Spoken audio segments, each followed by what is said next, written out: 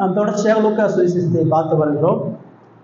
வருடத்தினுடைய கடைசி வாரமாக இருப்பதனாலே நாம் தேவனுக்கு நன்றி செலுத்தும் வண்ணமாக இந்த தேவனது செய்தியையும் இந்த ஆராதனையும் நாம் அனுசரிக்கிறோம்.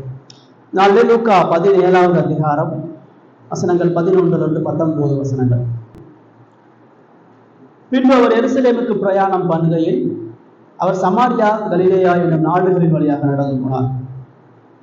அவர் ஒரு கிராமத்தில் பிரவேசித்த போது குஷ்டரோகம் உள்ள மனுஷர் 10 பேர் அவருக்கு எதிராக வந்து தூரத்தில் நின்று, இயேசு ஐயரே, எங்களுக்கு இரண்டும் என்று சத்தமிட்டார்கள். அவர்களை அவர் பார்த்து, நீங்கள் போய் ஆசாரியர்களுக்கு உங்களை காண்பீங்கள் என்றார். அந்தபடி அவர்கள் கோவையில் சுத்தமானார்கள். அவர்களில் ஒருவன் தான் ஆரோக்கியமானதை கண்டு திரும்பி வந்து ஒரு சுத்தத்தோட தேவனை மகிமைப்படுத்தி அவருடைய பாதத்தருகே குப்புற விழுந்து அவருக்கு ஸ்தோத்திரம் செலுத்தினான். அவன் சமாரியனாயிருந்தான். அப்பொழுது இயேசு, சுத்தமானவர்கள் 10 பேர் அல்லவா, மற்ற 9 பேர் எங்கே? தேவனை மகிமைப்படுத்துகிறதற்கு இந்த அந்நியனை ஒழிய மற்றொருவனும் திரும்பி வர காணோம் என்று சொல்லி அவனை நோக்கி, நீ எழுந்து போ, விசுவாசம் நினைச்சது என்றார் என்பது. கிறிஸ்துவ வாழ்க்கையில நன்றி அறிதல் என்பது மிக முக்கியமான அடிப்படையான ஒன்று. மனிதன் செய்யக்கூடிய பாவங்களே மிக மோசமான பாவம் நன்றி கெட்ட தன்மைதான். மனுஷன் சக மனிதனுக்கு நன்றி கெட்டவனா, தேவனது வார்த்தைக்கு நன்றி கெட்டவனா, தேவனது கிருபைக்கு நன்றி கெட்டவனா இருக்கிறது போல ஒரு மோசமான பாவம். சொல்லப்போனா எல்லா பாவத்தினுடைய ஆணி வேறே நன்றி கெட்ட தன்மை தான். பாவம் ஆரம்பமாகிற இடம் இருதயத்துல கடவுளுக்கு நன்றி உணர்விலிருந்து மனிதன் திறக்கப்படும் பொழுது அந்த பாவத்துல விழுகிறான்.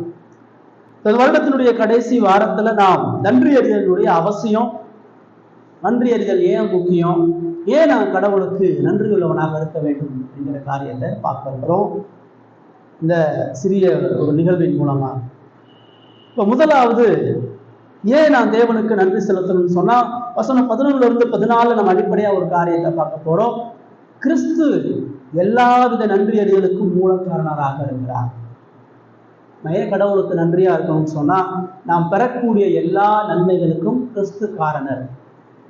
கடவுளிடத்திலிருந்து நாம் பெற்றுக்கொள்ளக்கூடிய ஒவ்வொரு கிருபையின் இரக்கங்களுக்கும் இயேசு காரணமாக இருக்கிறதுனால நாம் நன்றி உள்ளவர்களாக இருக்கணும். அந்த பகுதியில் பார்க்கிறோம், அவர் எருசலேமுக்கு பிரயாணம் பண்ணுகையில், அதாவது அவருடைய ஊழியத்தினுடைய இறுதி பகுதி, அவர் கலிலேயாவில் ஊழியத்தை முடிச்சுட்டு இறுதியாக அவர்களுக்கு எச்சரிக்கை கொடுத்துட்டு தனது சிலுவையை நோக்கி அவர் எருசலேமுக்கு போறார். இதான் அவருடைய கடைசி பயம். மரணத்தை எதிர்கொண்டவராக இயேசு போகிறார். ஊழியெல்லாம் முடிஞ்சு இனி அவர் செய்ய வேண்டியது ஒன்னே ஒன்று, கடவுளிடத்துல தன்னை ஒப்பு கொடுக்கிறதா. தன்னுடைய இருதயத்தையும் சரீரத்தையும் கடவுளிடத்துல ஒப்பு கொடுக்கிறது. நம்மளும் இந்த வருடத்தினுடைய கடைசி நிலையில நிற்கிறோம். கடைசியாக நாம் செய்ய வேண்டியது என்ன? இயேசு கடைசியாக இங்க என்ன செய்யறார்? அவர் எருசலேமை நோக்கி அந்த பஸ்காவின் நாள்ல தனது மரணத்தை அறிந்தவரா, பாடுகளை உணர்ந்தவரா, சீசர்களை எல்லாம் தயார் பண்ணி எச்சரித்து அந்த மக்களுக்கான எல்லா விதமான உபதேசங்களையும் கொடுத்து முடிச்சுட்டு அவர் எருசலேமுக்கு போறார். அவருடைய லாஸ்ட் விசிட் அதுதான். அப்படி பிரயாணம் பண்ணும் பொழுது அந்த வசனம் சொல்லுது, அவர் சமரியா கலிலேயா என்னும் நாடுகளின் வழியாக நடந்து போனார். ஏன் இதை சொல்லுது? ரூட் சொல்லுது. ரூட், எந்த வழியில் அவர் போனார். ஏன் அப்படி சொல்லுதுன்னா, யூதன் பொதுவா அவன் எருசலேமுக்கு போகணும்னு சொன்னா, கலிலேயால இருந்து அவன் எருசலேமுக்கு போகும்போது அவன் சமாரியா வழியா ஒருபோதும் போக மாட்டான். சமாரியர்கள் ஒரு அருவருக்கப்பட்ட மக்கள் யூதனுடைய பார்வை. அதனால அவன் என்ன செய்வானா, சுத்தி தான் போவான். யோர்தானுக்கு அந்த புறம் சுத்தி போவான், இல்லது சீரியா பெலிஸ்தியா வழியாக சுத்தி எருசலேமுக்கு போவான். ஆனா இயேசு ஒரு பொழுது அப்படி போனதே. இயேசு எப்பயுமே அவர் சமாரியா எருசலேமிலிருந்து கலிலேயாவுக்கு போனாலும், கலிலேயாவிலிருந்து எருசலேமுக்கு போனாலும் சமாரியா வழியாக அவர் போகாம இருந்தது. இந்த சமாரியா மக்கள் மிகவும் ஒடுக்கப்பட்டவர்கள், யூதர்களால புறக்கணிக்கப்பட்டவர்கள், யூதர்களாக துரோகியாக எண்ணப்பட்டவர்கள். ஏன்னா இவர்கள் யூதர்களும் புறஜாதிகளும் கலந்த ஒரு மக்கள். இஸ்ரேலுக்குள்ள தான் இருக்கிறாங்க. ஆனா இவங்க ஆலயம் கிடையாது, இவங்க கடவுளை ஆராதிக்க முடியாது, இவர்களுக்கு ஆசாரியர்கள் கிடையாது, இவர்களுக்கு எந்த ஆவிக்குரிய சிறப்புரிமையும் கிடையாது. அதனால இங்க ஒழுக்கக்கேடான மக்கள் அதிகமா இருக்கிறத நம்ம பார்க்கலாம். இயேசு எப்பெல்லாம் சமாரியாவுக்கு போறாரோ அப்ப மோசமான ஜனங்களை சந்திக்கிறார். 4ஆம் அதிகாரத்துல ஒரு விபச்சாரியை அவர் சந்திக்கிறார். இங்கே ஒரு குஷ்டரோகம் உள்ள மக்களை சந்திக்கிறார். இந்த சமாரியால இருந்து ஒரு பெரிய எந்த நன்மையான காரியமும் பார்க்க முடியாது. சொல்லப்போனா பழைய ஏற்பாட்டு காலத்திலேயே இந்த சமாரியா தான் இஸ்ரவேலுடைய அழிவுக்கே காரணமான ஒரு பட்டணம்.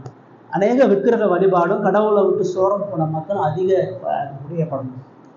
ஆனா தேவன் அந்த இடத்தை தெரிந்து கொண்டு அவர் போறார். அவர் தெளிவாக சமாரியா வழியாதான் போகணுன்ற முடிவை அவர் எடுக்கிறார். அடுத்த வசனம் சொல்றது, அவர் ஒரு கிராமத்தில் பிரவேசித்த போது எந்த கிராமத்துக்கு வழியா போகணும்னு அவர் முடிவு பண்றார். இயேசு பின்னாடி ஒரு திரள் கூட்டம் நிக்குது. அவருடைய புகழ் உச்சியில் அவர் இருக்கிறார். ஆயிரக்கணக்கான மக்கள் பலதரப்பட்ட வியாதிகளோடு பிரச்சனைகளோடு சீசர்களோடு அவர் திரளா போறார். எப்பயாச்சும் இயேசு தன்னை பார்த்து சுகப்படுத்திடுவாரா, எப்பயாச்சும் இயேசு நம்மளுடைய பிரச்சனைகளை விடுதலை கொடுப்பாரான்னு சொல்லி திரள் கூட்டம் நெருக்கிட்டே போறாங்க. ஆனா இயேசு புறக்கணிக்கப்பட்ட மக்கள், யாராலும் கண்டுக்கப்பட முடியாத மக்கள். இயேசு சொன்னாரு, அவர் தம்முடைய ஜனங்களுக்காக நான் உலகத்துல வந்தேன்றார். தமது ஜனங்களுடைய பாவங்களை நீக்குவதற்காக அவர் வந்தேன்னு சொல்லி சொன்னார். நான் மற்ற ஊர்களிலும் என்னுடைய ஆடுகளை தேடுவதற்கு வந்தேன்றார். காணாமல் போன ஆடுகள் நான் தேடி வந்தேன்னு சொல்றார். அவர் பின்னாடி நிறைய கூட்டம் வந்தாலும் அவர் ஒருத்தரை தேடி போறார். அவர் ஒருத்தரை பார்க்கணும்னு போறார். அவர் ஒரு கூட்டத்தை காப்பாற்றணும்னு போறார். அதுதான் யாருன்னு அந்த பகுதி நமக்கு சொல்லணும். அவர் ஒரு கிராமத்தில் பிரவேசித்த பொழுது குஷ்டரோகம் உள்ள மனுஷர் 10 பேர் அவருக்கு எதிராக வந்து தூரத்திலே நின்றார். இவங்களுக்காக தான் வந்திருக்கிறார். குஷ்டரோகம் பிடித்த 10 பேரை பார்க்கறதுக்கு வந்திருக்கார். குஷ்டரோகம்னா இன்னைக்கு உள்ள குஷ்டரோக மக்கள் மாதிரி நீங்க நினைக்க கூடாது. யூதர்கள் காலத்துல குஷ்டரோகத்தை போல ஒரு கொடுமையான வியாதி ஒன்றும் கிடையாது. இன்னைக்கு இருக்கக்கூடிய எய்ட்ஸை போல குஷ்டரோகத்துக்கு மருந்து கிடையாது, குஷ்டரோகத்துக்கு சிகிச்சை கிடையாது. அன்னைக்கு ஒருத்தனுக்கு குஷ்டம் காணப்பட்டுச்சுன்னு சொன்னா அவனை ஊருக்கு புறம்பாக்கி வச்சிருக்காங்க. ஊருக்குள்ள வர முடியாது. வனாந்தரத்துல இல்லை காட்டு பகுதியில மட்டும்தான் இருக்கணும். அவனுடைய உடம்புல குஷ்டரோகம் இருப்பது என்பது தேவனது நேரடியான கோபம். பழைய ஏற்பாட்டிலே இந்த குஷ்டரோகத்தை பத்தி தேவன் தெளிவா சொல்றார். லேவியராகமம் 13-14 அதிகாரத்தை நீங்க படிச்சுன்னு சொன்னா இந்த வியாதியுடைய தன்மை, இந்த வியாதிப்பட்ட மனுஷன் எப்படி வாழணும், அந்த வியாதிப்பட்ட மனிதனுக்கான பாவ நிவர்த்தி எப்படிப்பட்டதுன்றதெல்லாம் டீட்டெயில்டு எழுதி கொடுக்குறார். இந்த வியாதி ஒரு மனிதனுடைய உச்சம் தலையிலிருந்து உள்ளங்கால வரைக்கும் பரவக்கூடிய வியாதி. அவனுடைய இரத்த நாளங்கள் எல்லாம் தொடர்ந்து அழித்து அவனுடைய உடம்பு முழுவதுமாக அழுகி நாற்றம் எடுத்து அவனால யாராலும் காப்பாற்றப்பட முடியாத நிலையில கொஞ்சம் கொஞ்சமாக மரித்து போகக்கூடிய ஒரு வியாதி தான் குஷ்டரோகம். இந்த இருக்கக்கூடிய எந்த மெடிசன்ஸும் இல்லை, எந்த மருந்தும் இல்லை. ஒருத்தனுடைய நெத்தியில ஒருத்தனுடைய கையில குஷ்டரோகம் தெரிஞ்சா அவனை ஊருக்கு வெளியாக்கிடுவான். அதுக்கு முன்னாடி ஒரு கொடூர சம்பவம் என்னன்னா, ஒருத்தனுக்கு குஷ்டரோகம் இருக்குன்னு தெரிஞ்ச உடனே இனிமேல் அவன் பிழைக்க முடியாது. இப்போ அவன் குடும்பத்தில் மனைவி பிள்ளைகளோட வாழ்றான், அவனுக்கு குஷ்டரோகம் வந்துச்சுன்னு சொன்னா அவனை ஒரு பிணமாக கருதி ஒருத்தனை செத்து போனவனை ஒருத்தனை அடக்கம் பண்றதுக்கு என்னெல்லாம் செய்வாங்களோ அதெல்லாம் உயிரோட வச்சு ஒருத்தனுக்கு பண்ணுவாங்க. அவனை குளிப்பாட்டி அவனுக்கு ஆடையை ஊற்றி அவனுக்கு மாலை போட்டு அவனை பாடையில வச்சு அவனுடைய மனைவி பிள்ளைகள் எல்லாம் சேர்ந்து அவன் செத்து போயிட்டான்னு மார்பில் அடிச்சு அழுவாங்க. ஆனா உயிரோட தான் இருப்பான். அவன் அழுது அவனை ஒரு பிணமாக கருதி அவனை ஊருக்கு வெளியே பாடையில கொண்டு குழியில எப்படி ஒரு பணத்தை இறங்குறாங்களோ அந்த மாதிரி உயிரோட அவனை வனாந்தரத்துல இறக்கி விட்டுட்டு காத்துல இறக்கி விட்டுட்டு எல்லா திரும்ப வந்துடுவாங்க. இந்த மாதிரி ஒரு கொடூரத்தை எங்கேயாச்சும் நீங்க பாக்குறீங்களா? ஒரு மனுஷன் தனது இறுதி சடங்கை உயிரோடு இருந்து பார்க்கணும். இந்த வியாதிக்கு அப்படிப்பட்ட ஒரு மோசமான நிலையை அந்த யூத கலாச்சாரம் கொண்டு. அப்ப அவங்க காட்டுல வனாந்தரத்துல இருக்கணும், ஊருக்குள்ள வர முடியாது. அவங்க போற வழியில மக்கள் யாராச்சும் வந்துட்டாங்க, இவங்க தீட்டு நான் குஷ்டரோகி என் பக்கத்துல வராதீங்கன்னு கதறணும். யாரும் தன்னை வந்துடக்கூடாது, தொற்றக்கூடாது. ஒரு குஷ்டரோகி தொடக்கூடிய எல்லாம் தீட்டுள்ளதாக எண்ணப்படும். அவனுடைய தலையை அவன் மொட்டை எடுத்துதான் இருக்கணும். அவனுடைய கண்ணு, அவனுடைய உதடு, அவனுடைய கை கால்கள் எல்லாம் அழுகி போன நிலையில இருக்கும். இப்ப இங்க இப்படிப்பட்ட ஒரு குஷ்டரோகம் உள்ள மனிதர்கள், அந்த வசனம் சொல்றது அவர்கள் 10 பேர். ஒரு குஷ்டரோகியே ரொம்ப அருவருப்பான நிலையில இருப்பான். இந்த இடத்துல 10 குஷ்டரோகிகள் இருக்கிறாங்க. ஏன்னா வேற யார் ஆறுதல்? ஒரு குஷ்டரோகி இன்னொரு குஷ்டரோகி தான் ஆறுதல். வியாதி முத்து போனவனுக்கு அறகுறையா வியாதியில் உள்ளவன் தான் பராமரிப்பு செய்வான். இப்போ இவர்கள் எல்லாரும் ஒரு கிராமத்துக்கு வெளியே ஒரு காட்டுப்புறத்துல ஒரு வழி அருக அவங்க நின்று கொண்டிருக்கிறார்கள். இவங்க கடவுளை தேட முடியாது, இவங்க ஆராதிக்க முடியாது, இவங்க குடும்பத்தோட வாழ முடியாது, இவங்க எந்த நல்ல கடத்துக்கு போக முடியாது, எந்த மனிதனிடத்திலையும் பேச முடியாது. தங்களது தேவ கோபத்தையும் சாபத்தையும் பெற்றுக்கொண்டவர்களாக இவர்கள் இறுதி வர வாழும். ஆனா இவர்களுக்கு இயேசுவை குறித்த செய்தி எப்படியோ கேட்கப்படுகிறது. இந்த மோசமான அழிவுக்கு ஏதுவான மரணத்துக்கு ஏதுவான குஷ்டரோகியில சந்திப்பதற்கு தான் இயேசு தேடி அந்த கிராமத்துக்கு போறார். இயேசுவினுடைய அன்பின் இருதயம், அவருடைய தேடுதல். அவர் யாரை தேடி போறார்? செத்த போனான்னு சொல்லி உலகம் தூக்கி போட்ட ஒரு மனுஷன், எல்லா விதமான உரிமைகளையும் சிறப்புகளையும் இழந்து நடைமுறையாக வாழக்கூடிய மக்களை தேடி அவங்கள மன்னிக்கும்படியாக இரக்கம் பாராட்டும்படியாக இயேசு தனது மரணத்துக்கு முன்பாக இறுதியாக அவர்களை சந்திக்கிறார். இந்த சம்பவம் லூக்கால மட்டும்தான் இருக்கு. லூக்கா மட்டும்தான் இதை சிறப்பா தெளிவா எழுதி வைக்கிறார். எவ்வளவு முக்கியமான ஒரு சம்பவம் நம்ம இங்க பார்க்கிறோம். இப்ப அவங்க இயேசு வர்றான்றதை தெரிஞ்சு, மார்க் 1ஆம் அதிகாரத்துல ஒரு குஷ்டரோகி வர்றான். அவன் இயேசுவினுடைய பாதத்துல விழுந்து, உமக்கு சுத்தமானால என்னை சுத்தமாக்குன்னு சொல்றான். அவன் நெருங்கி வர்றான், பாதத்துல விழுகிறான், ஆண்டவரேன்றான். இயேசு தான் கையெடுத்து அவன் தொட்டு சுகமாக்குறான். ஆனா இங்க அவங்க கிட்ட வரல. அவர் தூரத்துல வந்த உடனேயே அவர்கள்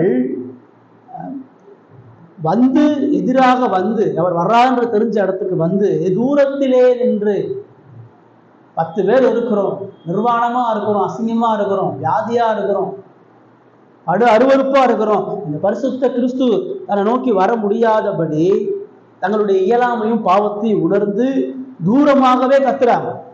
தூரமான கத்துறாங்க, ஐயா பக்கத்துல வந்துடாதீங்க, நாங்க அருவருப்பான ஒரு நிலையில இருக்கிறோம், அவமானமான ஒரு நிலையில இருக்கிறோம், ஐயரே கதறாங்க. இயேசு ஐயரே எங்களுக்கு இறங்கும், எங்களை சுகப்படுத்தும். நான் சொல்றது மெர்சி ஆன் மீ, எங்களுக்கு இரக்கத்தை காண்பீங்க. ஒவ்வொரு பாவியான மனுஷனும் கடவுள் இடத்துல கேட்க வேண்டிய ஒன்னே ஒண்ணு இரக்கம் தான். இந்த குஷ்ட ரோகிகளுக்கு நல்லா தெரியுது, இவர்கள் சுகமடைய வேண்டுமானால் முதலாவது கடவுளுடைய இரக்கம் தேவை. நாங்கள் கடவுளுடைய கோபத்துல இருக்கிறோம், எங்களுடைய வாழ்நாள் எல்லாம் கடவுளுடைய சாபத்துல கழிந்து போயிருச்சு. எங்களுக்கு இனி தேவையானது ஒன்னே ஒண்ணுதான், தேவனது இரக்கம். தேவன் அனுப்பிய இந்த மேசியாவாகிய இயேசு எங்களுக்கு இரக்கம் பாராட்டணும்னு சொன்னால் எங்களுக்கு வாழ்வு இல்லை. மரண தருவாயால் இயக்கத்தில் இருக்கக்கூடிய எங்களுக்கு ஒன்னே ஒண்ணு என்ன தேவைன்னா இயேசுடைய இரக்கம் தேவை. அதனால அவர்கள் கதறி எங்களுக்கு இறங்கும் அப்படின்னு கேட்கிறாங்க. எங்க மேல இறக்கம் வேணும், எங்களை மன்னிங்க, எங்களை சுத்தப்படுத்துங்க. அந்த குஷ்டரோகியை என்னை சுத்தமாக்கும் சொன்னா இவர்கள் எங்கள் மீது இரக்கம் வையுங்கள். அதனாலதான் லூக்கா அதை எழுதுறாங்க. கடவுளுக்கு முன்பாக நம்முடைய நிலையெல்லாம் ஒவ்வொரு மனிதனும் ஆத்ம நிலையில குஷ்டரோகியாக தான் இருக்கும். பாவத்தில் இருக்கக்கூடிய நம்மளும் நம்முடைய கடவுளுக்குள்ளான உறவுல குஷ்டரோகியை போல அழிவுக்கு ஏதுவானவர்களாக இதுதான் நம்ம அதை உணர்றது. மனுஷன் என்ன நினைக்கிறான்னா, அவன்கிட்ட பணம் இருக்குது, அவன்கிட்ட வசதி இருக்குது, அவன்கிட்ட சொத்து இருக்குது, அவன்கிட்ட ஆள் இருக்குது, நல்ல சாப்பாடு இருக்குது, இந்த உலகத்துல எனக்கு எந்த பிரச்சனையும் இல்லைன்னு நினைக்கிறேன். ஆனா கடவுள் அவனுடைய ஆத்ம நிலையை பார்க்க, அவனுடைய பணம் ஓடிரும், அவனுடைய சரீரம் அழிஞ்சிரும், அவன் நம்பக்கூடிய எல்லாவற்றிலிருந்து அவன் கைவிடப்பட்டவனா இருப்பான். அவன் கடவுளுக்குள்ளான உறவுல தூரமா நின்று கொண்டு இருக்கிறான். கடவுளை குறிச்ச உணர்வு இன்னைக்கு இல்லை. மனுஷன் கடவுளை தேடக்கூடிய ஒன்னே ஒண்ணு ஆசீர்வாதம் தான். நீங்க சர்ச்சுக்கு எல்லாம் போனீங்கன்னா கடவுள் உன்னை ஆசீர்வதிக்கிறான்றதான் செய்தி. இந்த குஷ்டரோகிகள் ஆண்டவரே எங்களை ஆசீர்வதின்னு தான் சொன்னாங்க. ஆண்டவரே எங்களுக்கு ஒரு நல் வாழ்க்கையை கொடுங்க, ஆண்டவரே எங்களை சுபிட்சமா வைங்க, எங்களை ஒரு செழிப்புள்ள வாழ்க்கையை வைங்க நம்ம சொல்றோம். ஆனா நீங்க மனுஷன் இது எல்லாத்தையும் கடவுள்கிட்ட கேட்கிறான். மனுஷன் நியாயமா கடவுள்கிட்ட கேட்க வேண்டியது ஒன்னே ஒண்ணு, இறக்கம் மட்டும்தான். கடவுளுடைய இறக்கத்தை தவிர மனிதனுக்கு வேற எதுவுமே அவசியம் இல்லை. இறக்கம் வந்தாவே மற்ற எல்லாம் தானாக வந்துடும். இறக்கம் வந்தாவே மற்ற எல்லாவற்றையும் தேவன் தருகிறவராக இருக்கிறார். ஆனால் இவர்கள் கடவுளுடைய சமூகத்துக்கு முன்பாக தங்களுடைய நிலையை உணர்ந்து அவருடைய மன்னிப்பையும் இரக்கத்தையும் அவருடைய பரிசுத்த மாறுதலையும் அவர் எதிர்பார்க்கிறவர்களாக இருக்கிறார். பாவத்தில் இருக்கக்கூடிய மனுஷன் ஆத்ம நிலையில அவன் உண்மையாகவே கடவுளை உணராதவனா, கடவுள் தன்னை குறித்து என்ன நினைக்கிறார் என்று தெரியாதவனா, தான் கடவுளுடைய கோபத்துக்கும் தண்டனைக்கு ஆளாக இருக்கிறேன், மரணம் வரப்போகுதுன்றதை வந்து சிந்திக்கிறதே இல்லை. மரணத்துக்கு அடுத்து ஒரு நித்திய நரக ஆக்கினை உண்டுன்றத மனிதன் யோசிக்கிறதே இல்லை. தான் கடவுளுடைய சாபத்தை சுமந்து இந்த உலகத்துல வாழ்ந்து கொண்டு இருக்கிறேன், கடவுள் என்னை எந்த நிலையிலையும் அழித்து என்னை துண்டித்து என்ன அவருடைய கோபத்துக்கும் ஒப்புரத்துக்கும் உள்ளாக்க முடியும் மனிதன் யோசிக்கிறது. இந்த குஷ்ட ரோகிகள் அவ்வளவுதான் வாழ்க்கை முடிஞ்சிருச்சு, இருக்கிற வரைக்கும் சந்தோஷமா வாழ்ந்துட்டு போக நினைக்கிறேன். எப்படியாச்சும் தனக்கு மீட்பு கிடைக்குமா, எப்படியாச்சும் இந்த அழிவில் இருந்து காப்பாற்றப்படுவோமா, இதுக்கு ஏதாச்சும் விடுதலை கிடைக்குமான்னு தேடி தேடி தேடி இயேசுவை குறித்து கேள்விப்பட்டு இயேசுனுடைய சமூகத்துல வந்து நிற்கிறாங்க. இயேசு இவர்கள் அவருக்கு மரணம் வரப்போனாலும் அவரை விட மோசமான ஒரு நிலையில் இருக்கக்கூடிய பாதைகளை தேடி வர்றார். தான் மறிச்சு போனா தனக்கு ஒரு மகிமைக்குரிய வாழ்வு இருக்குது. ஆனா இந்த குஷ்டரோகிகள் மரண தருவாயில் கூட இவர்கள் மறிச்சு போனாங்கன்னு சொன்னா இவர்கள் தேவ கோபத்தோடு சாபத்தோடு நித்திய அழிவுக்குள்ளாக போயிடுவான். இவனுக்கு நடைபெறுகிறது வெறும் சரீர மரணம் மாத்திரம் அல்ல, அவன் நடைபெறக்கூடிய மரணம் கடவுளுடைய உக்கிர நீதியான கோபம், அவன் செஞ்ச எல்லா பாவத்துக்குமான தண்டனை உண்டு. இப்ப அவன் இந்த வியாதியில இருந்து அவன் என்ன பார்க்கறான்னு சொன்னா தன் கடந்த கால வாழ்க்கையில செஞ்ச பாவத்தை பார்க்கிறான். இந்த வியாதியில இருந்து இந்த வியாதிக்கான காரணமாக தனது சிறு பிள்ளையில வாலிபத்துல தனது குடும்ப வாழ்க்கையில் சில எல்லா பாவங்களும் இருக்குது. ஏன் கடவுள் என்ன இந்த வியாதியில வச்சிருக்கிறார், கடவுள் ஏன் இந்த மரணத்துல கொண்டு வச்சிருக்கிறார், கடவுள் ஏன் குடும்பத்தை விட்டு பிரிச்சிருக்கிறார், கடவுள் ஏன் ஆராதனை விட்டு பிரிச்சிருக்கிறார், கடவுள் ஏன் சக மனித உறவுல இருந்து என்னை பிரிச்சிருக்கிறார், கடவுள் ஏன் என்னை பாடுகளுக்கு உட்படுத்தி என்னை கஷ்டத்துல கொண்டு வந்து நிறுத்தி இருக்கிறார். முன்னே ஒண்ணுதான், என்னுடைய பாவம், என் பாவத்து நிமித்தமா தேவன் நீதியாக தண்டிக்கிறார், என் பாவத்து நிமித்தமான அழிவின் பாதையை நீக்கினேன், இதை உணர்ந்தனாலதான் எங்களுக்கு இறங்கும்னு கேட்டேன். ஐயோ இந்த குஷ்டரோகத்தோட நாங்கள் செத்தாலும் பரவாயில்ல, இந்த வியாதியோட மறிச்சு போனாலும் பரவாயில்ல, கடவுளுடைய இறக்கம் இல்லாம நாங்கள் மறிச்சிடக்கூடாது, கடவுளுடைய மன்னிப்பு இல்லாமல் மறிச்சிடக்கூடாது, கடவுளுடைய மீட்பு இல்லாமல் மறிச்சிடக்கூடாதுன்றதுதான் இறங்கும் சொல்லி கேட்கிறாங்க. இயேசு என்ன சொல்றார் 14ஆம் வசனத்துல, அவரவர்களை பார்த்து நீங்கள் போய் ஆசாரியர்களுக்கு உங்களை காண்பியுங்கள் என்றார். மற்ற இடத்துல மீட்புக்காக வரக்கூடிய மக்களுக்கு அவர் என்ன சொல்ற, குஷ்டரோகி வர்றான், சுத்தமாகலை நீ சுத்தமாக்கும் சொல்லும் பொழுது அவர் சுத்தமாகி நீ போய் ஆசாரியனுக்கு காண்பினார், எனக்கு சித்தம் உண்டு சுத்தமாகும்னு சொல்லி அவன் கையை தொட்ட சுகமானோட நீ போய் ஆசாரியனுக்கு காண்பினார். இங்க சுகமாகல, நீ சுகமாகி ஆசாரியனுக்கு போய் காட்டுன்னு அவர் சொல்லலை. அவன் இறந்துன்னு சொல்லும் பொழுது அவர் என்ன சொல்றாரு, நீ போ, நீங்க எல்லாம் போய் ஆசாரியனுக்கு போய் காட்டணும். எப்படி காட்ட முடியும், வியாதியோடு ஆசாரியன் இடத்துல முதல் எப்படி போறது, சுகமாகாம ஆசாரியன் கிட்ட போனா இன்னும் அதிகமான தண்டனை உண்டு, சுகமாக்காம பூரணமாக மீட்கப்பட முடியாம அசுத்தத்தோட எப்படி ஆசாரியன் நான் போறது. அந்த வசனம் என்ன சொல்லுது, அந்தப்படியே அவர்கள் போகையில் அப்படின்னு சொல்லி கேள்வி கேட்கல. என்னங்க இப்படி சொல்றீங்க, நான் எப்படிங்க போறது, உங்க பக்கத்தே நெருங்க முடியாம தூரத்துல நின்றுட்டு போறோம், ஆசாரியனை போய் எப்படி இந்த வியாதியோட பாக்குறது, ஆசாரியனை போய் நாங்க பார்க்கும்பொழுது எங்களுக்கான தண்டனை இன்னும் அதிகமா இருக்குமே, எல்லாரும் எங்களை கல்லறிஞ்சு கொண்டுருவாங்களே, என்ன சொல்றீங்க அப்படின்னா யாரும் கேள்வி. அவர் சொன்ன உடனே அவர்கள் அந்த வார்த்தையை கேட்டு அவர்கள் போனார்கள் அப்படின்றத. இப்ப ஏன் ஆசாரியன் போக சொன்னார் அவரு, நீ ஆசாரியன் போக நம்ம சுகமாகன்னு சொல்லல, நீ வழியில போகும்பொழுது நீ சுகமாக எந்த வார்த்தையை அவர் கொடுக்கல, அவர்கள் இறங்கும்னு சொல்லும் பொழுது நீ ஆசாரியங்கிட்ட போ அப்படின்னு தான் சொல்றார். இப்ப ஏன் இந்த வார்த்தை அவர்களுக்கு அங்க பிரதானமா சொல்றார், இந்த வியாதியினுடைய தன்மைக்கான பரிகாரத்தை ஆசாரியன் தான் செலுத்த முடியும். மார்க் 1 சொல்றாரு, மோசே கட்டளையிட்டுகிறவர்கள பலிகளை போய் நீ ஆசாரியன் இடத்துல செலுத்தின்னு குஷ்டரோகிக்கு சொல்றாரு. இப்ப இவர்களிடத்துல நீ ஆசாரியன் கிட்ட போய் நியாயப்பிரமாணம் சொல்லி அவற்றை நிறைவேற்றுன்ற. இப்ப அவன் ஆசாரியன் இடத்துல அனுப்பும் பொழுது இவன் நிச்சயமாக சுகமாகுவான்ற விசுவாசத்தோடு அவர் அனுப்பி விடுறான். நீ அங்க போகும் பொழுது அதற்கான பரிகாரத்தை பெற்றுக் கொள்வாங்க. இவன் இந்த வியாதியோட கடந்து போகும் பொழுது, நீ ஆசாரியனிடத்துல போய் நிற்கும் பொழுது, இவனுக்கான மீட்பு எப்படி அங்க செய்யப்படுகிறது? பரிகார பலியிலேயே இந்த குஷ்டரோகிக்கு செய்யப்படக்கூடிய பரிகார பலிதான் நீண்டது. இவனுடைய குஷ்டரோகத்தை ஆராய்ஞ்சு பார்த்து ஒரு ஆசாரியன் இவன் சுத்தமானான்னு சொல்றதுக்கு 7 நாள் 10 நாள் எடுக்குது.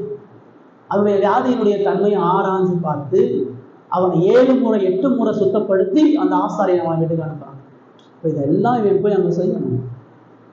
அப்ப ஆண்டவர் இங்க பிரதானமா என்ன சொல்லி, இரக்கத்தை ரொம்ப சுலபமா கேட்கிற இந்த இரக்கத்துக்காக செய்யப்படக்கூடிய பரிகாரம் எவ்வளவு ஆறுதல் தெரியுமா? உனக்கு இந்த இரக்கம் கிடைக்கலன்னு சொன்னால் தேவன் உனக்கு செய்து வைத்திருக்கக்கூடிய நிபந்தனைகள் என்னன்னு தெரியுமா? தேவன் உனக்கு கொண்டு வரக்கூடிய பாவ பரிகாரத்துடைய மேன்மையானது என்னன்னு தெரியுமா? இப்போ அதை கத்துட்டு வந்த நியாயப்பிரமாணம் உனக்கு என்ன சொல்லுதுன்றதை மறந்துடாத. கடவுளுடைய வார்த்தையின்படி நீ யாருன்றதை முதல் அறிந்து கொள்றதுதான் அதுக்கு அர்த்தம். சுகமாக்குறதுக்கு முன்னாடி ஏன் அனுப்புனாரு? நீ வெறுமனே வியாதி போகக்கூடிய விடுதலைக்காக வர. ஒரு கூட்டம் அப்படிதான் வந்துச்சு. இந்த 10 பேரும் இயேசுவினுடைய உண்மையான தன்மையை உணர்ந்து, அவரிடத்துல மெய்யான மன்னிப்பை உணர்ந்து, அவரிடத்துல நித்திய ஜீவனுக்கான காரியத்துக்காண்டி வரல. இதுல 9 பேர் வேஷம் போடுறாங்கன்னு அவருக்கு தெரியும். 9 பேர் போலியாக இருக்கிறாங்கன்னு அவருக்கு தெரியும். அந்த போலி யாருன்றதை அடையாளப்படுத்தும்படியாக அவர் என்ன சொன்னாரு? முதல்ல நீ இந்த இரக்கத்தை தரணும்னு சொன்னா நியாயப்பிரமாணம் உன்கிட்ட எதிர்பார்க்கிறது என்னன்னு உனக்கு தெரியணும். நியாயப்பிரமாணத்தின்படி உனக்கு கொடுக்கப்படக்கூடிய சாபமும் உன்னை மீட்பதற்கு தேவன் நியமிக்கக்கூடிய பரிகாரத்தினுடைய மேன்மையை புரியணும். அது புரியாம நீ ஒருபொழுது மீட்கப்பட முடியாது அப்படின்னு சொல்றாங்க. இப்ப இவங்க எல்லாரும் அதை கேட்கிறாங்க, இவங்க எல்லாரும் அதை கேட்டு போறாங்க. இப்ப யாரும் முடியாதுன்னு சொல்லல, யாரும் கேள்வி கேட்கல. ஒரு வகையில அவர் சொன்னதின் அடிப்படையில அவர் ஆசாரியங்கிட்ட போகும்பொழுது கட்டாயம் சுகமாக்காம அனுப்ப மாட்டார். இந்த சுகமாக்காம அங்க போக முடியாதுன்றது அவருக்கு தெரியும். நிச்சயம் அவர் சுகத்தை கொடுப்பார்ன்ற நம்பிக்கை 10 பேருக்கு இருக்கு. அதனாலதான் அவர்கள் போகையில் சுத்தமானார்கள்.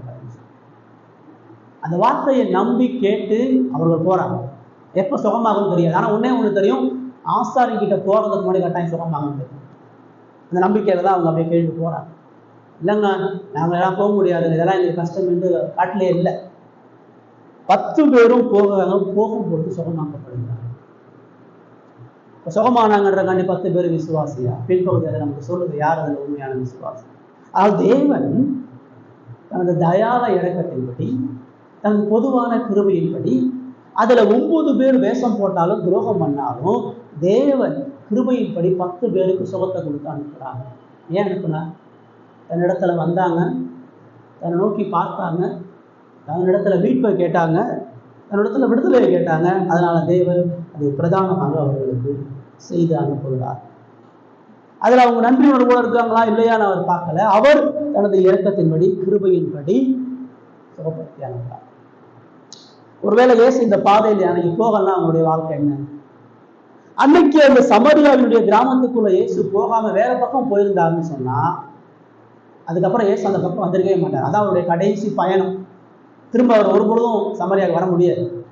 அன்னைக்கு அந்த வாய்ப்பை விட்டுருந்தாங்கன்னு சொன்னா 10 பேரும் மிகுந்த மோசமான அவமானத்தோடு, தேவ கோபத்தோடு, சாபத்தோடு ஒரு மரணத்தை சந்திச்சு செத்து போயிருக்கும்.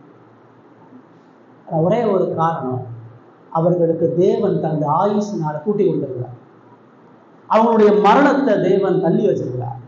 அவங்களுடைய வியாதியிலிருந்து பூரணமான ஒரு சுகத்தை கொடுத்து, தனது கிருபையின் கரம் எவ்வளவு பெரியது, தனது அன்பின் கரம் எவ்வளவு பெரியது, அவர்களுடைய இயலாமையிலும் பலவீனத்திலும் தான் எவ்வளவு இரக்கமுள்ள தயவுள்ள தேவன் என்பதை நிரூபிப்பதற்காக அவர்களுக்கு ஜீவனை கொடுத்து அனுப்புகிறார். முதல் விஷயம் நமக்கு என்ன இது கொடுக்குது? நான் ஏன் நன்றி உள்ளவனாக இருக்கணும்னு சொன்னா, எனக்கு கொடுக்கப்பட்ட எல்லா ஜீவனுள்ள நாட்களுக்கும் ஜீவனுள்ள காரியங்களுக்கும் கிறிஸ்து மூளைக்காரனாக இருக்கிறார். 12 மாதங்கள் ஜனவரியிலிருந்து டிசம்பர் வரைக்கும் நான் கடந்து வந்திருக்கிறேன். இப்போ ஆண்டவர் எனக்கு புதிய வருடத்தை கொடுக்க போறான்னு சொன்னா, இந்த கடைசி வருடத்துல தேவன் உங்களிடத்துல என்ன எதிர்பார்க்கிறார்? அவருடைய ஊழியத்தினுடைய கடைசியில் அவர் என்ன எதிர்பார்க்கிறாரோ அதை அவங்களுடைய எனக்கு எதிர்பார்க்கிறார். இந்த குஷ்டரோகியிடத்துல அவர் என்ன எதிர்பார்க்கிறாரோ அதான் உங்களிடத்துல என்னிடத்துல எதிர்பார்க்க ஒரே ஒரு உணர்வு. இந்த 12 மாதங்களாக தேவன் நமக்கு கொடுத்திருக்கக்கூடிய ஜீவனுக்காக, இந்த 12 மாதங்களாக தேவன் நம்மை தேடி வந்தார். அவர் தான் தேடி போனார். ஒவ்வொரு மாசமும் ஒவ்வொரு நாளும் கடவுள் உங்களை தேடி வந்திருக்கிறார். வாரம் தேவன் உங்களை தேடி வந்திருக்கிறார். வாரம் தனது வார்த்தையின் மூலமாக தேவன் உங்களிடத்திலே தனது வார்த்தையை குறித்து பேசியிருக்கிறார். 12 மாதங்களாக கடவுள் நம்மளை மன்னிச்சிருக்கிறார். இவங்களுடைய போலித்தனத்தில் அவர் வெளிப்படுத்தவே இல்லை. 9 பேர் துரோகின்னு தெரியும். 9 பேர் வெறுமனே சுகத்துக்காண்டி வந்து நன்றி அது அற்றவர்கள்னு தெரியும். ஏமாளிகள்னு தெரியும், வஞ்சகர்கள்னு தெரியும். ஆனாலும் அவர்களுக்கு சுகத்தை கொடுத்து மீட்பை கொடுத்து அவர்களை சுத்தப்படுத்தி அவர்களுடைய வியாதியிலிருந்து விடுதலை கொடுத்து தேவன் அமைக்கிறார். அவருடைய தயால குணம், அவருடைய இரக்கம், அவருடைய அன்பு, மன்னிப்பு நம்முடைய வாழ்க்கையில இயேசு செஞ்சிருக்கிறார்.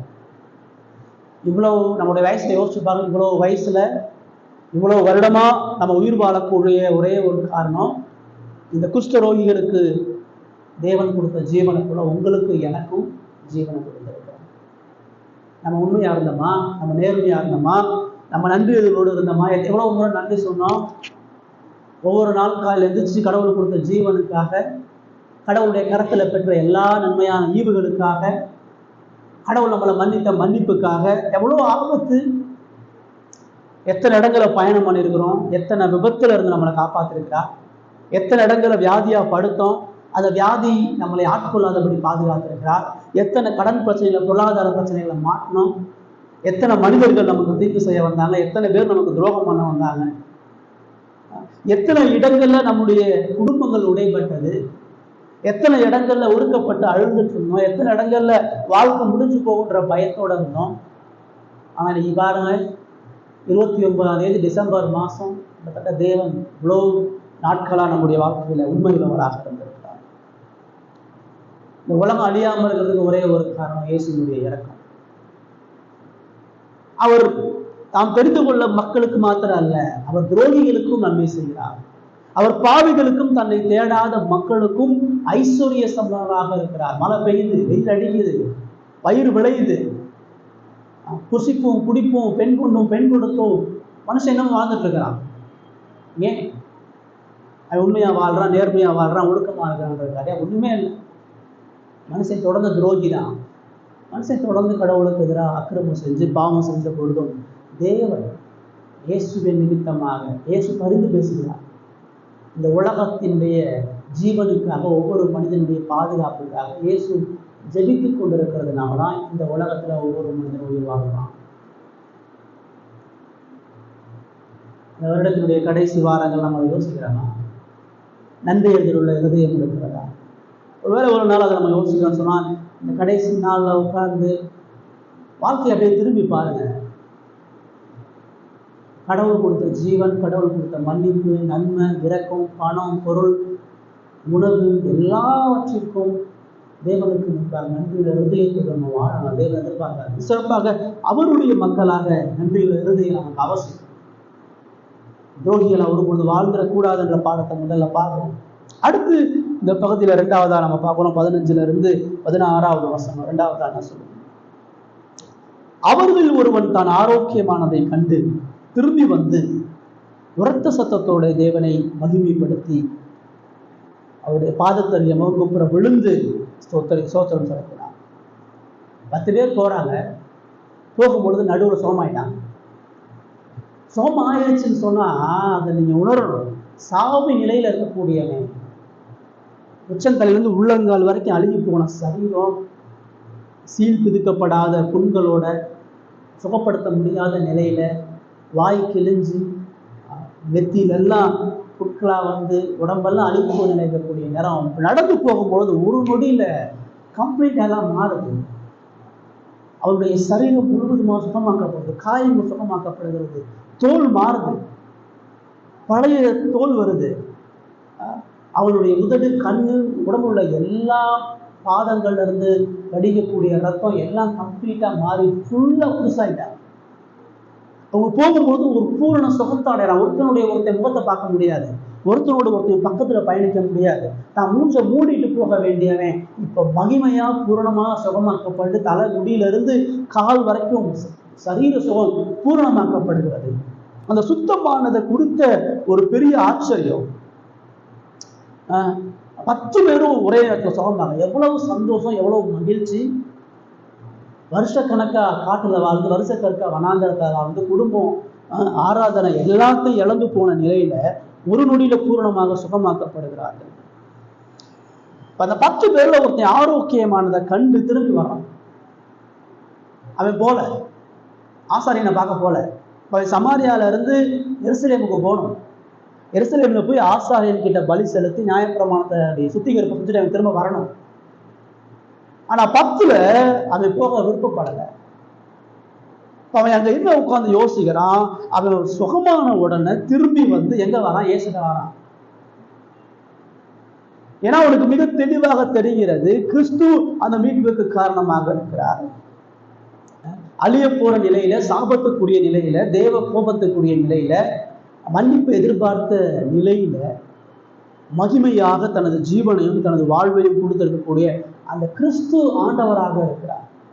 இந்த சுகம் ஒரு பொழுதும் மனித கரங்களிலிருந்து வரல. இந்த சுகம், இந்த மன்னிப்பு தேவனது கரத்திலிருந்து வந்திருக்குது. இப்ப நான் பலி செலுத்துறதை விட அவருக்கு கீழ்ப்படுகிறது ரொம்ப முக்கியம். பலி செலுத்துறதை விட நன்றி உணர்வோடு இருக்கிறது முக்கியம். இப்ப அவன் போய் நன்றி செலுத்துட்டு வந்து கூட பலி செலுத்தலாம். ஆண்டவர் நீ திருப்பி வரவே கூடாதுன்னு சொல்லல. நீ ஆசாரியனை பார்க்காம என்னை வந்து பார்க்க கூடாதுன்னு அவர் சொல்லலை. அவர் போய் நியாய பிரமாணத்தை நிறைவேற்றும் தான் சொன்னார். அவன் அதை விட பெருசா அந்த நியாய பிரமாணத்தை விட கிறிஸ்துவனுடைய மீட்பு மிக முக்கியமானது. நியாய பிரமாணத்தினுடைய பலிகளை விட கிறிஸ்து காண்பிக்கக்கூடிய இரக்கமும் அன்புக்கும் அவசியமானதுன்னு தெரிஞ்சு அவரை பார்த்து ஆகணும். ஏன்னா திரும்ப அவரை பார்க்க முடியாது. அவ்வளவுதான். இது கடைசிக்கு அப்புறம் திரும்ப இயேசுவை சந்திக்கவே முடியாது. இயேசு அதுக்கப்புறம் சிலுவையில மறிக்க போயிடுவார். அவனுடைய கடைசி நேரம், கடைசி நாள் அவரை போய் நன்றி செலுத்தாம வந்துடக்கூடாதுன்னு சொல்லி அவன் திரும்பி போறான். அவன் திரும்பி போய் இயேசுவை பார்த்து கத்துறான். உரத்த சத்தத்தோட தேவனை மகிமைப்படுத்தினான். திருப்பாவும் ஆண்டவரே தேவனே உமது இரக்கங்கள், உமது கிருபைகள், உமது இரக்கங்கள் எவ்வளோ பெருசுன்னு சொல்லி 16வது வசனம் சொல்லுது, அவருடைய பாதத்தருகே முகங்குப்புற விழுந்து, தூரத்துல இருந்தவே இப்ப பக்கத்துல வந்து அவர் காலில் சாஷ்டாங்கமா விழுந்து வணங்கி அவருக்கு சோத்திரம் சொன்னான். கையை கூப்பி சோத்திரம் சொன்னான். தனக்கு கொடுத்த அந்த மீட்பு எவ்வளவு பெருசு, தனக்கு கொடுக்கப்பட்ட அந்த ரட்சிப்பு எவ்வளவு மகா மேன்மையானது. இப்ப நன்றி அறிதல் ஏன் அவசியம் சொன்னா, மீட்புக்கான நன்றி அறிதல் இது. இப்ப முதல்ல அவர்கள் பொதுவான இரக்கங்களுக்காக, பொதுவான மன்னிப்புக்காக, பொதுவான சுகத்துக்காக நன்றி அறிதல் அவர்கள் கொண்டிருக்க வேண்டும் என்றதற்காக இங்க கிறிஸ்து தனிப்பட்ட முறையில் அவனுடைய இருதயத்தையும் அவனுடைய சிந்தையும் புதுப்பித்திருக்கிறார். ஆண்டவரே நான் சுகமாயிட்டேன் நன்றி நான் வந்து சொன்னாங்க நம்ம பார்க்கல. அது முதலாவது அந்த சோத்திரம் செலுத்தக்கூடிய இருதயம் அவனுக்கு பிரதானமாக இருந்தது. தேவனது மகிமையை அவன் பார்க்கிறான். இயேசு கிறிஸ்து தன் கொடுத்திருக்கக்கூடிய மீட்பு என்பது யாராலும் தர முடியாது. அவர் வெறுமனே இந்த வியாதியை மாத்திரம் இல்லை, தான் குடும்பத்தை மீட்டெடுத்திருக்கிறார். கடவுளுக்குள்ளான தனது உறவை மீட்டெடுத்திருக்கிறார். தன் வாழ்க்கையை முற்றிலுமா புதிய மனிதனாக அவர் மாற்றி இருக்கிறார் என்கிற நம்பிக்கையோடு அவர் அந்த நன்றியை செலுத்தும்படியாக வந்திருக்கிறார். இதுக்குதான் அவர் வந்தார். அவர் இந்த கிராமத்துக்குள்ள போனதுக்கு ஒரே ஒரு நோக்கம், இந்த ஒரு தனி மனிதன், இந்த ஒரு குஷ்டரோகி, இந்த ஒரு நன்றி அறிதல் உள்ள மனுஷன், இந்த உண்மையான மீட்பையும் ரட்சிப்பையும் பெறக்கூடிய இந்த மனிதனுக்காக தான் வந்தார். 9 பேர் வரமாட்டான்னு தெரியும், 9 பேர் தன்னை தேடி வரமாட்டான்னு தெரியும். ஸோ பொதுவான நன்மைகளை பெற்று போன மனிதர்களை குறித்து அவர் வரல. ஆனா இந்த சிறப்பான அன்பையும் கிருபையும் பெற்ற மனுஷன், அவன் ஒருத்தன் மேல அவருக்கு இருந்த அந்த அன்பு, இந்த ஒருத்தனுக்காக தான் அந்த கூட்டத்தை எல்லாம் நிராகரிச்சுட்டு வரார்.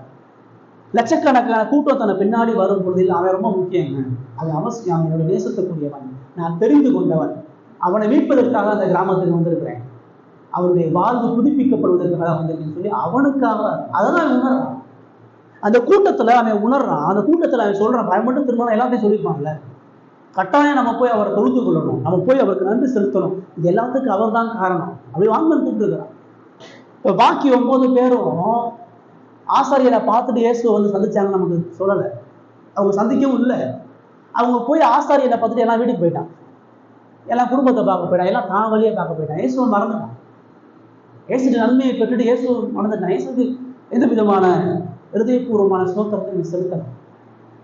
இங்க இந்த மனுஷன் தான் பெற்ற இந்த மீட்பினுடைய ஆழத்தை புரிந்து இயேசு தனக்கு காண்பித்திருக்கக்கூடிய இந்த வாழ்வு மகா மகா உன்னதமானது, மேன்மையானது என்பதை புரிந்து அவர் இல்லைன்னு சொன்னா என் வாழ்க்கை ரொம்ப ஆபத்தானது, அவர் இந்த மீட்பை கொடுக்கலன்னு சொன்னா என்னுடைய அழிவு மகா மோசமானது என்பதை புரிந்து இருதயபூர்வமா கடவுளை குறிச்ச அவனது உள்ளம் புதுப்பிக்கப்படுகிறது. அவன் ஒருத்தன் தான் கடவுளை மகிமைப்படுத்துறான். கடவுளுடைய மகிமை, கடவுளுடைய அன்பு, கடவுளுடைய இரக்கம், கடவுள் தன்னை புரிந்திருக்கக்கூடிய மகிமை பொருள் இந்த ரட்சிப்பை புரிந்துதான் அவன் பாதத்துல விழுந்து சோத்திரம் சொல்கிறவர்களாக இருக்கிறான். இந்த வருடத்தினுடைய கடைசியில இயேசு நம்ம கிட்ட எதிர்பார்க்கக்கூடிய இரண்டாவது ஏன் நம்ம நன்றி உள்ளாக இருக்கணும்னு சொன்னா, கிறிஸ்து நம்ம கொடுத்திருக்க ஒரு ரட்சிப்பு மகா உன்னதமானது. உங்களையும் என்னையும் அவர் உலக தோற்றத்திற்கு உண்டாக தெரிந்து கொண்டு இயேசு உங்க வாழ்க்கையில சந்திக்கலன்னு சொன்னா அவங்க வாழ்க்கையில இல்லை யோசிச்சு பார்த்தீங்களா? நீங்க இஸ்ரவேல் மக்களை திரும்ப திரும்ப பழைய ஏற்பாட்டில் தான் சொல்றாங்க, எங்க இருந்ததை மறந்துடாது. எகிப்தின் அடிமைத்தனத்தில் இருந்த நீ மறந்துடவே மறந்துடாது. அடிமைத்தனத்துல சோத்துக்கு வழி இல்லாம வைக்கோலையும் செங்கலையும் கட்டி கொண்டு பார்வோனுடைய சவுக்கடியை வாங்கிட்டு இருந்த, ஒவ்வொரு நாளும் கதறிட்டு இருந்த, கண்ணீரோடு புலம்பிட்டு இருந்த, இங்க இருந்து நான் உங்களை மீட்பு என்பதை மறந்துடாங்க. அந்த மீட்பை நீங்க நினைவு, அதுதான் பண்டிகையை ஏற்படுத்த. பஸ்கா எதுக்கு உனக்கு? நான் உன்னை எப்படி காப்பாற்றினேன்? என்னுடைய ஓங்கிய புயத்தினால உனக்காக இந்த உலகத்தை அதிர செஞ்சேன், பார்வோனுடைய சேனைகளை முறியடிச்சேன், எகிப்து சூறையாக்கி உனக்கு விடுதலை கொடுத்துருக்கிறேன். என் வல்லமை, என்னுடைய இரக்கம், தயவு, அர்ப்பணிப்பு அவ்வளோ பெருசுன்றத மாதிரி தான் இஸ்ரவேல் மக்களுக்கு சொன்னாங்க. அதை அவங்க நினைவு கூறாதனாலதான் அவங்க அடிமைத்தனத்துக்கு மறுபடியும் போனாங்க. அவங்க கடவுளுக்கு துரோகம் செய்து பின்வாங்கி போனாங்க. இதே ஏற்பாட்டில் கிறிஸ்துவ உங்களுக்கு எனக்கு நான் திருவிழத்தை ஏற்படுத்தி நினைவு கூறு சொல்லுங்க. ஏன் இதை நினைவு கூறணும்? உன் கடந்த கால வாழ்க்கையில நீ யாரு, உன்னை எங்க இருந்து நான் தெரிஞ்சுக்கணுங்கிறத மறந்துடாது. இதை தான் அவன் பார்க்குறான். இப்போ ஏன் நான் திரும்பி வந்தா, நான் எங்க வாழ்ந்தேன், எந்த காட்டுல இருந்தேன், எந்த வனாந்தரத்துல இருந்தேன், எவ்வளவு சாப்பாட்டுக்கு பிச்சை எடுத்துட்டு இருந்தேன், என் வியாதி எவ்வளவு மோசமா இருந்துச்சு, யாருமே இல்லாத என்னுடைய வாழ்க்கையில என் குடும்பம் என்னை புறக்கணிச்சு கனமா தள்ளினது, என்னுடைய ஆசாரிகள் எல்லாம் கைவிட்டாங்க, என் ஊர் என்னை விலைக்கு கல்லடிச்சு அறிஞ்சது, இந்த இடத்துல இருந்த என்னைய போய் அவர் மகிமையாக சுகப்படுத்தி மீட்டெடுத்திருக்காரு என்கிற நம்பிக்கை அவங்களுக்குள்ள. உங்களுக்கு எனக்கு அது இருக்குதா? பெரும்பாலும் இந்து பிரிவிலிருந்து வந்திருக்கிறோம், அல்லது ஆசிரியர்களிலிருந்து வந்திருக்கிறோம். ஒருவேளை தேவன் நம்மளை ரட்சிக்காம விட்டாருன்னு இன்னைக்கு நம்முடைய நிலை என்ன? இயேசு உங்களை என்னையும் சந்திக்காம தெரிந்து கொள்ளாம இந்த சத்தியத்தை இந்த ரட்சிப்பை கொடுக்கலன்னு சொன்னா உங்க வாழ்க்கையுடைய நிலை என்ன? என் வாழ்க்கையை நான் யோசிச்சு பார்க்குறேன். ஒருவேளை இயேசு என்னை சந்திக்கலாம், என்ன போல ஒரு அயோக்கி, ஒரு பொறுக்கி, ஒரு ரவுடி, ஒரு மோசமான இயேசு என் பாவத்தில் என்னை விட்டுருந்தாருன்னு சொன்னா மகா மோசமான ஒரு மனுஷனாக என்னைக்கும் மறுத்து போயிருந்திருக்கேன், என்னைக்கோ அக்கிரமக்காரனா, என் பாவத்துக்கான நீதியான தேவ கோபத்தை சொல்லிருக்கேன். உங்க வாழ்க்கையில அதை உணர்றீங்களா? இயேசு உங்களை சந்தைகள்னு சொன்னா, விக்கிரக வழிபாட்டிலே தவறான உபதேசத்தை நீங்க இருந்தீங்கன்னு சொன்னா, இந்த உலகம் தத்தளிக்கக்கூடிய அந்த தத்தளிப்பு, உலகம் அழியக்கூடிய அந்த கண்ணீர், உலகம் இருக்கக்கூடிய அந்த சாபத்துக்குரிய நிலை நீங்கள் நான் இருப்பீங்க. உங்க வாழ்க்கை தாறுமாறாயிருக்கும். உங்க வாழ்க்கை எத்தனையோ தற்கொலைக்கு முயன்றிருக்கும், உங்க வாழ்க்கை எத்தனையோ கொலைகளுக்கு முயன்றிருக்கும், எத்தனையோ திருடு, எத்தனையோ விபச்சாரம், எத்தனையோ அசுத்தம் தேவன் உங்களை தடுத்து ஆட்கொண்டு உங்களை வச்சிருக்கிறார். உங்களுடைய மீட்பு மகா உன்னதமானது.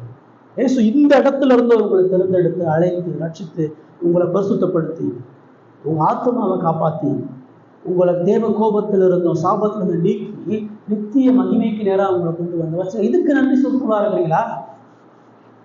வருடத்தினுடைய கடைசியில கிறிஸ்து நம்ம கொடுத்தக்கூடிய அந்த ரட்சிப்பு, இந்த 2024 எப்படி கடந்து வந்தோம், எவ்வளோ பாவம் இருந்துச்சு, எவ்வளோ துன்மார்க்கம் இருந்துச்சு, எவ்வளோ வீணான சிந்தைகள் இருந்தது, எவ்வளோ ஆபத்து இருந்தது, எல்லாவற்றிலும் இருந்த தேவன் நமக்கு ஆவிக்குரிய ஆகாரத்தை கொடுத்துட்டே இருக்கிறார். எவ்வளோ சத்தியத்தை கொடுத்துருக்கிறார் இந்த வருடம் முழுவதுமா, எவ்வளவு தூரம் வேதத்தில் நம்மோடு பேசியிருக்கிறார், எவ்வளவு தூரம் கிறிஸ்துவனுடைய அன்பையும் அவருடைய மரணத்தையும் நமக்கு போற்றி காண்பித்திருக்கிறார்.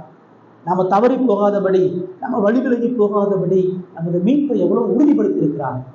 அந்த ரட்சிப்பை எவ்வளவு ஆழமாக கிறிஸ்து நமக்கு வழிகாட்டி இருக்கிறார் இதை உணர்ந்திருக்கிறோமா? வருடத்தினுடைய கடைசி வாரத்துல நாம் ஏன் நன்றி உள்ளவர்களாக சொன்னா கிறிஸ்து கொடுத்த இந்த மீட்புக்காக நன்றி உள்ளவர்களாக இருக்கிறோம். மூணாவதா ஏன் நன்றி அறிதல் அவசியம்? நன்றி அறிதலுடைய முக்கியத்துவம் என்ன? இயேசு இப்ப அவங்க பேசுறார் 16, 19 வசனத்துல. ஆசிய 17, 19, 19.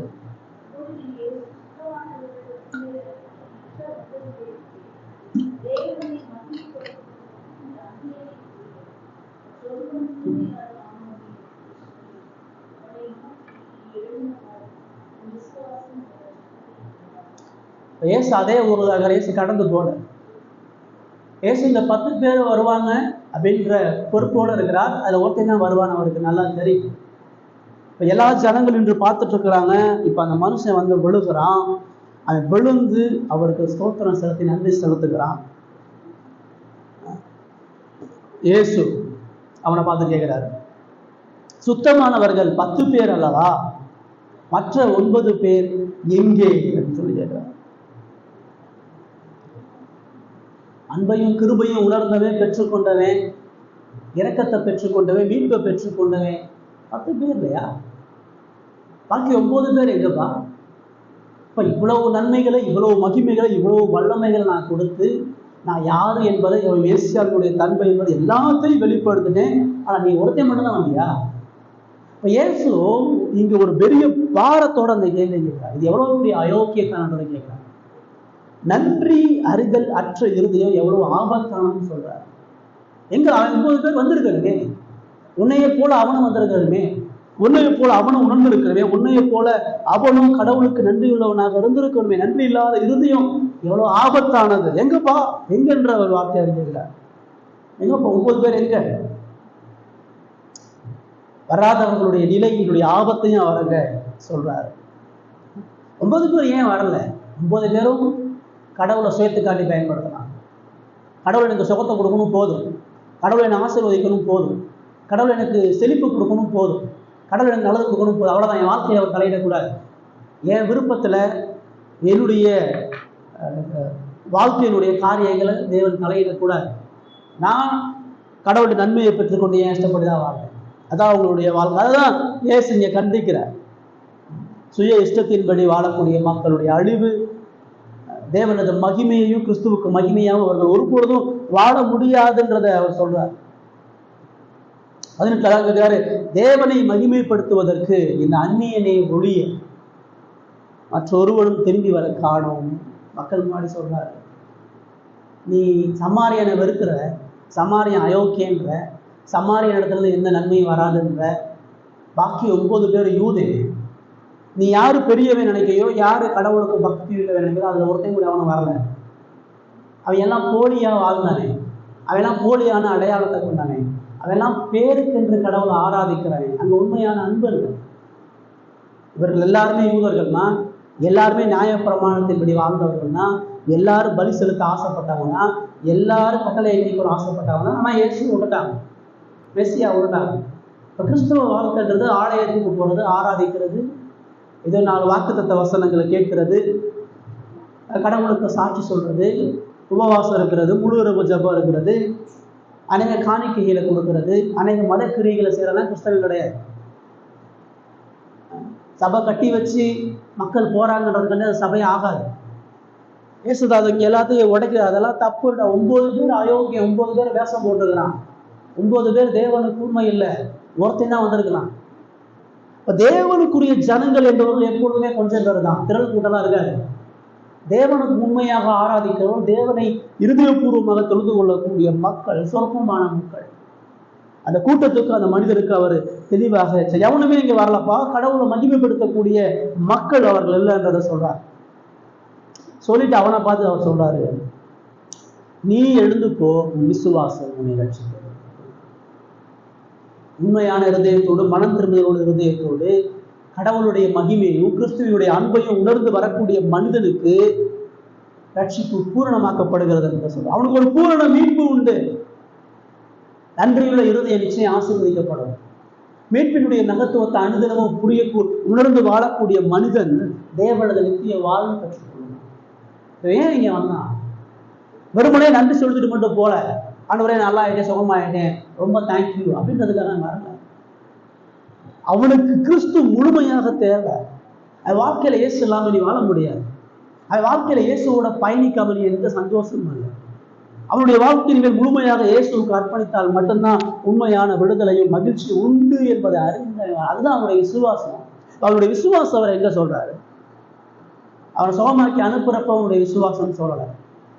அவனுடைய விசுவாசம் எங்க நிரூபிக்கப்படுகிறதுன்னு சொன்னா, அதை பெற்றுக்கொண்ட அந்த மீட்பை உணர்ந்து கடவுளை மகிமைப்படுத்தி கிறிஸ்துவனுடைய பாதத்துல விழுந்து கிறிஸ்துவுக்கு தன்னை அர்ப்பணிக்கும் பொழுதுதான் அந்த இடத்துல அவருடைய விசுவாசம் ரட்சித்தது. உண்மையான விசுவாசம் மார்க்கத்தார் யார்? கடவுளிடத்துல நன்மை பெறவேனா விசுவாசியா? கடவுளால் ஆசீர்வதிக்கப்படுறவனா விசுவாசியா? கடவுளால தொழில், கடவுளால பணம், கடவுளால புகழ், கடவுளால வேலை, இதெல்லாம் ஆசீர்வாதமா? இதெல்லாம் கடவுளுக்கு விசுவாசம் உள்ள வாழ்க்கையா? அதை எல்லாத்தையும் ஒருத்தன் பெற்று ஒருத்தன் நியாய பிரமாணத்தை கை கொண்டு பலி செலுத்தியும் கூட அவன் கடவுளுக்கு எதிரியா, துரோகியா, நன்றி இல்லாம இருக்க முடியும். விசுவாசன்றது இந்த மனம் திரும்பியவனை போல, இந்த நன்றியோடு வாழ்றவனை போல இயேசுவை தேடுறதையும், இயேசுவை கண்டுகொள்றதையும், இயேசுவுக்கு கீழ்ப்படிதலையும், இயேசுவோட இணைந்து வாழுகிற வாழ்க்கை. இனிமேல் அவர் இல்லாமல் வாழ முடியாது. சந்தோஷம், மகிழ்ச்சி, சமாதானம் அவருக்குள்ள மட்டும்தான் இருக்குது. அவரை தேடி போடுறதான் எனக்கு வாழ்க்கை. அவரை தவிர என்னால் வேற எதையும் சிந்திக்க முடியாது. அவரை தவிர வேற என்னால் பேச முடியாது. அவருடைய பாதத்தை தவிர எனக்கு வேற எங்கேயும் மகிழ்ச்சி இல்லைன்னு ஓடி வர்றவன் தான் விசுவாசி. அவருக்கு அதுல பல தடைகள் இருக்கலாம், பல பிரச்சனைகள் இருக்கலாம். 9 பேரை விட்டு பிரியும் போது எத்தனை பேர் அவனை தடுத்து நிறுத்திருப்பான்? இப்ப நாங்களும் இங்கே போறோம், நீ என்ன அங்கே போயிட்டு இருக்கிற? நாங்களும் ஆலயத்துக்கு போறோம், எங்களோட சேர்ந்து வா, நீ மட்டும் எது தனியா போற? உனக்கு தனியா போய் என்ன கிடைக்க போகுது? முதல் இதை பண்ணிட்டு அதை போ. இது முக்கியம், இதுதான் முக்கியம். ஏசு முக்கியம் இல்லை, இதுதான் முக்கியம். நியாயப்பிரமாணம் முக்கியம், பலி முக்கியம், கடவுளுக்கு செய்ய வேண்டிய கிரியைகள் முக்கியம், கிறிஸ்து முக்கியம் இல்ல. இன்னைக்கு இதுதான் பிரச்சனை.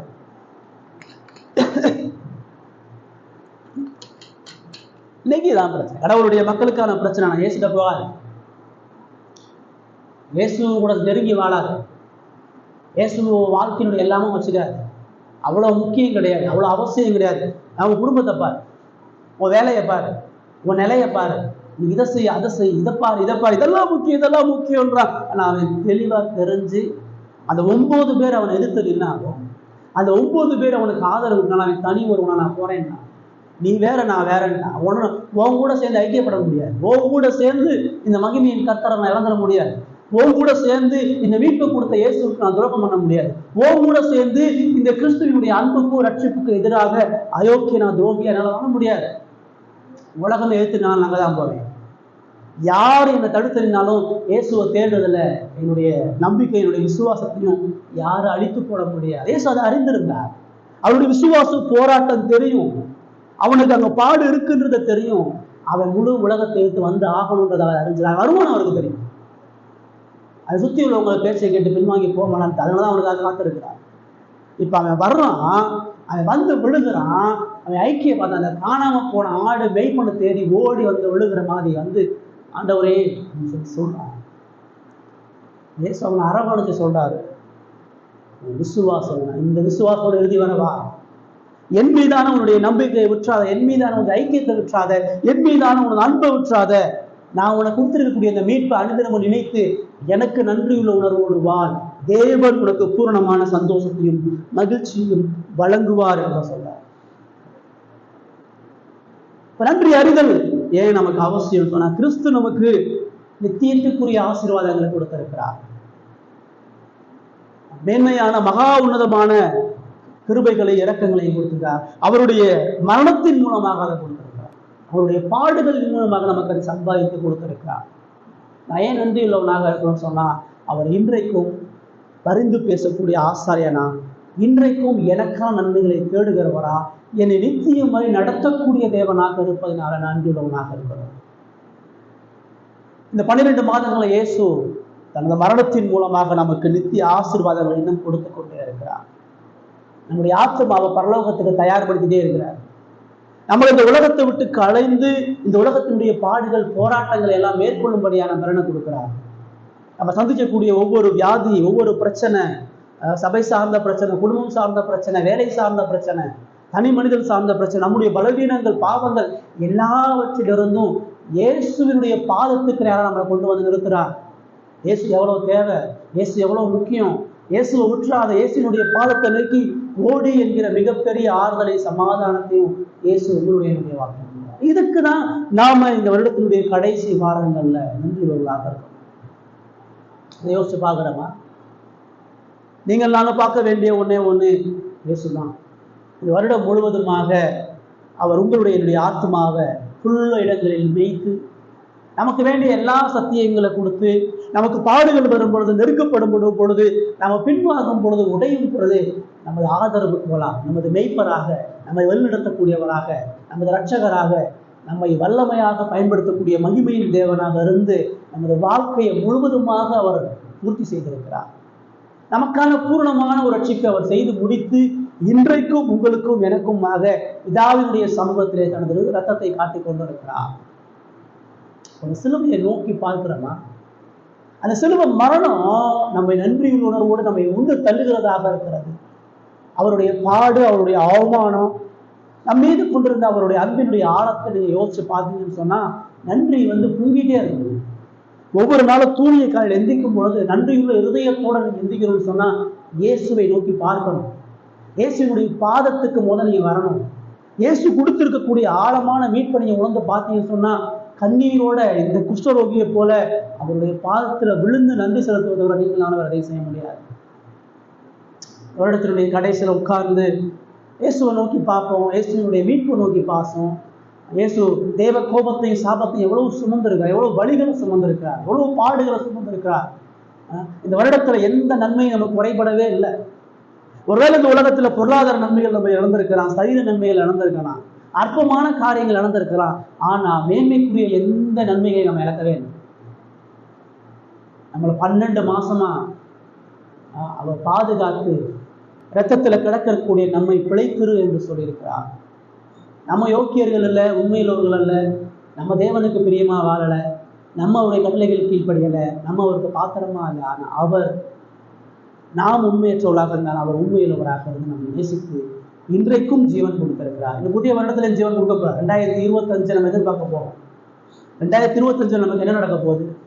2025 நமக்கு என்ன போராட்டம், என்ன பிரச்சனை, என்ன பாடுகள், இதெல்லாம் ஒண்ணு. 2025 ஒன்னே ஒண்ணு தெரியும், இயேசு கூட இருக்க போறார், அது மட்டும் தெரியும்.